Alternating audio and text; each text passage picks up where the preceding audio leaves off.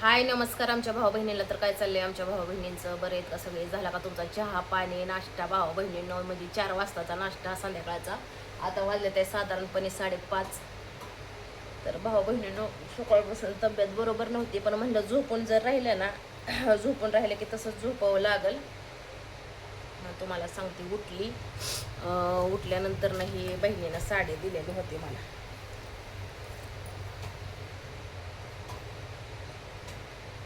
का तर मशीनचं सामान लावून दाखवते माझ्या बहिणीला. ही साडी आणली होती मी, ती आपण भांडणं करून आणली होती. मला लय आवडती काळी साडी, काळा कलर आवडतो मला, माझ्यासारखाच काळा कलर.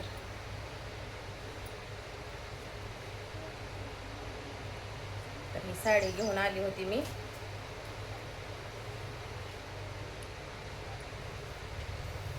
तर भावा बहिणींनो, बऱ्याच भावा बहिणींचं म्हणणं आहे, सकाळी व्हिडिओ टाकला होता मी.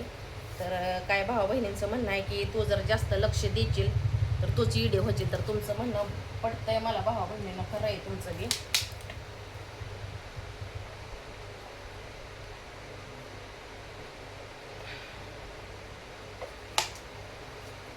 तुमचं बी काय चुकत नाही, तुमचं बी खरंच आहे. लय जर लक्ष दिलं तर मला चेडं होऊन फिरावं लागल, आणि तशी गत झालीच माझी. तुमच्या माहितीसाठी सांगते भावा बहिणी हो, माझी गत तशी झाली, चेडे होण्याची अक्षरशः दारातच आलेली आहे मी. पण आता काय करायचं भावा बहिणींना, आपण जर नाही लक्ष दिलं तर कोण लक्ष द्यायला आहे ती पण मला सांगा तुम्ही.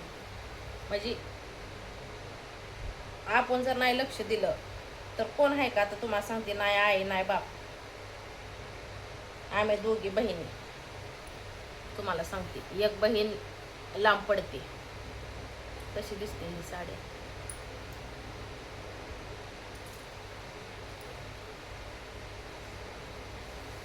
चांगलं दिसते का सांगा मला.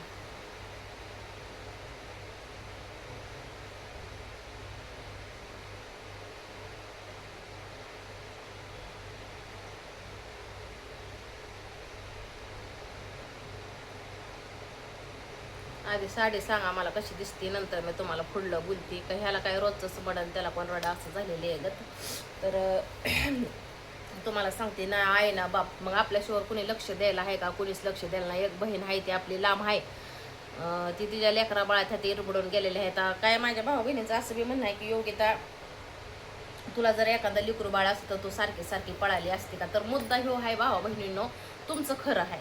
मला जर एखादा लिकरू बाळ असतं तर मी तरी गेली असते, पण नसतीच गेली. पण नसती गेली, मी माझ्या परपंचात येडबडून गेलेली असते, लेकरा बाळात येडबडून गेली असते, नवऱ्यात येडबडून गेली असते. आता फक्त तुम्हाला सांगते, आम्ही दोघं इनी मिनी, नवरा मीच.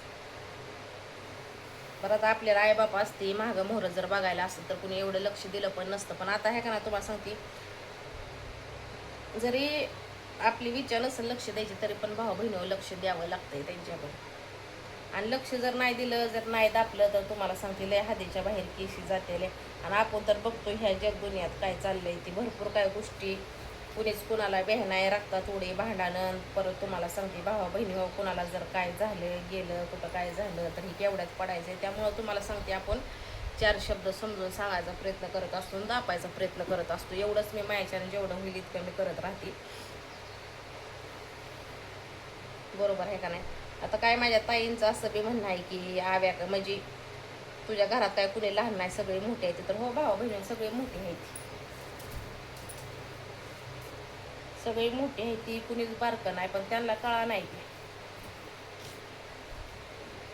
1-2 लेकराचा बाप आहे, 1-2 लेकराची आय आहे. एकाचं तुम्हाला सांगते लग्न झालं पण नशिबानं त्याची बायको काही तिथं राहिली नाही, त्यामुळे ते आपला एकटाच आहे. तो पण काय बारका नाही, मस्त 22-23 वर्षाचा झालाय ती बी. म्हणजे त्याला बी एवढं तेवढं नॉलेज आहे, काय एवढा बी बारका नाही तो.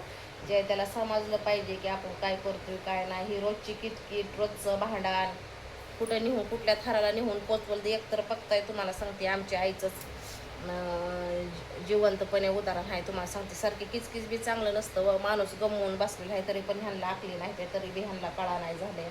काय सांगायचं भावा बहिणींना. आणि मी प्रत्येक वेळेला हे करायचं, जेवढं होईल करा माझ्याच्यानं एवढं समजून सांगायचा प्रयत्न करतच राहते. आणि मी सांगते बी समजून. पण आता ऐकणारं जर ऐकत नसते तर आता मी तरी काय करणार सांगा की तुम्ही भावा बहिणींना. माझी सुद्धा अक्षरशः आहे ना,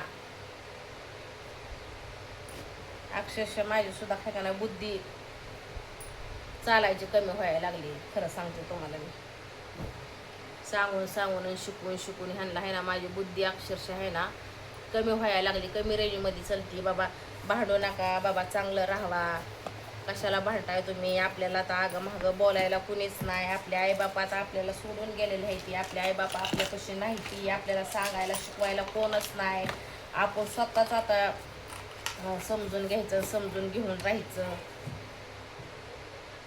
कुणी कुणाचं भांडणं करू नका किंवा तडणं करू नका असं सांगून सांगून भाऊ बहिणी कटाळा आलाय मला. आणि मी तर तुम्हाला सांगते त्यात आजारी पेशंट, त्या राजाची पण बीपी वाढते. राजाचं न्यायचं काय, आता राजा कालच्या बी भांडणात राजा नव्हता ना आजच्या बी भांडणात राजा नव्हता, त्याच्यातच पहाटं उठून सकाळचं कामाला जातोय. हे माझा नाकात वाड्याचा ड्रॉप आहे. पहाटं उठून पहाटं 6ला का काहीतरी गडी कामाला निघोशाने जाते, तो बी जातो कामाला पाठच. हे मागची आहे ती तुम्हाला सांगते, भाऊजाई झालं, बारका भाऊ झालं, 2 बारे ह्यांचं भांडण झालं. आता भांडण बी असं की तुम्हाला सांगते एकमेकाला शिव्या गाळ्या, एकमेकाला हे करणं, हे चांगल्या गोष्टी नाही त्या भावा बहिणींनो. मोठ्याला बोलणं बी चुकीचं आहे आणि बारक्याला बोलणं बी चुकीचंच आहे, असं थोडक्यात आपण बोलू शकतो भावा बहिणींनो. बरोबर आहे का नाही? तर आता तुम्हाला सांगते ही वाद आता कायमचाच, आपण कायमचा जितका वाद मिटेल का नाही इतका चांगल्याच गोष्टी आहेत त्या, काय वाईट नाही त्या ते कोणासाठी.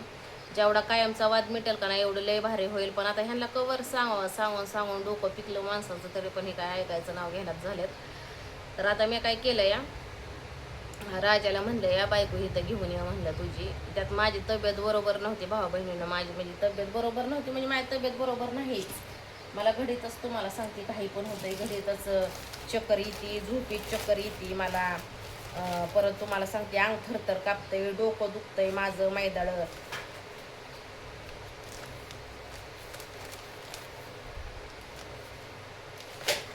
मैदाळ डोकं जो दुखतंय तुम्हाला सांगते, अंग थरथर कापतंय माझं.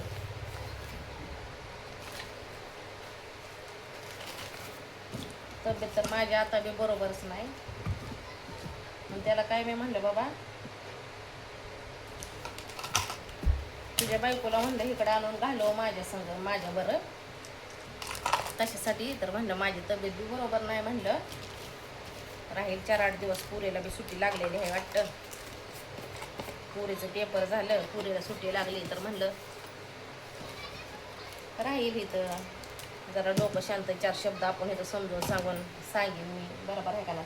आता काय भावा बहिणींचं म्हणणं आहे की तू माहेरला गेल्याशिवाय राहायचे नाही, तू माहेरला जायचे, असं काय यांचं म्हणणं होतं. तर भावा बहिणींना कसं असतं, प्रत्येकाची काही ना काहीतरी मजबुरी असते आणि त्या मजबुरीनुसार तुम्हाला सांगते आपल्याला चालावं लागतं. आता आपलं नाही मागं मोहरू कुणी बघायला, त्यासाठी तुम्हाला सांगते पळावं लागतं, मला माहेरलाही जावं लागतं. जाते मी 4-2 गोष्टी त्यांना समजून सांगते, जितकं जेवढं जाईल तितकं तुम्हाला सांगते. मुड्या कुत्र्यावाने कान कापलेलं कसं असतं, तर कुत्र्याचं कान कापल्यावाने मुड्या कुत्र्यावाने गप्प पडते ती, ऐकते ती गप्प पडते ती. परत त्यांचं हाही चालू 9, 10, 11, 12 त्यांचं चालू ते चालूच आहे. उजळणे काय कमी व्हायला झाली. तर आता बोलावली राजाला मी बायको घेऊन इकडं, तर निघालाय आता तो. त्यात तुम्हाला सांगते आपली ही मैना आजारी पडली, मैना 2-4 दिवस झालं खायना झाली, मैना आजारी पडली या. तर मैनीला बी घेऊन आलाय वाटतं, मैनीला ये म्हणलं घेऊन. त्या महिन्यासाठी तुम्हाला सांगते सकाळी भांडण शेजारचं आलं असतं.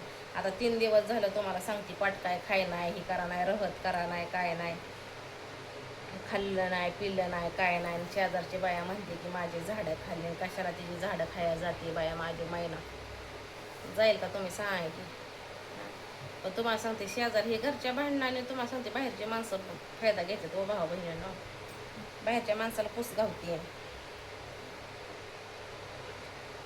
आणि काय महागं लागले ग्रहमानन काय नाही देऊचा. तर मग अशा प्रकारे मी ब्लाऊज शिवलेला आहे, माझ्या बहिणीला दाखवते. हो का, ही ब्लाऊज जी आहे ना ही माझ्या बहिणीला साडी दिलेली होती मला. त्याचं ब्लाऊज म्हणलं झोपण्यापेक्षा शिवावं म्हणलं ब्लाऊज, तरी मग शिवला ही ब्लाऊज. ही लांबक्या बाह्याचा शिवलाय, पण मला काय पटत नाही लांबक्या बाह्याचं, तरी पण मी शिवलेला आहे. ते नॉड लटकन लावलेत. तर अशा प्रकारे मी ब्लाऊज शिवलेला आहे. तो पण आता लय पसारा पडलाय घरात.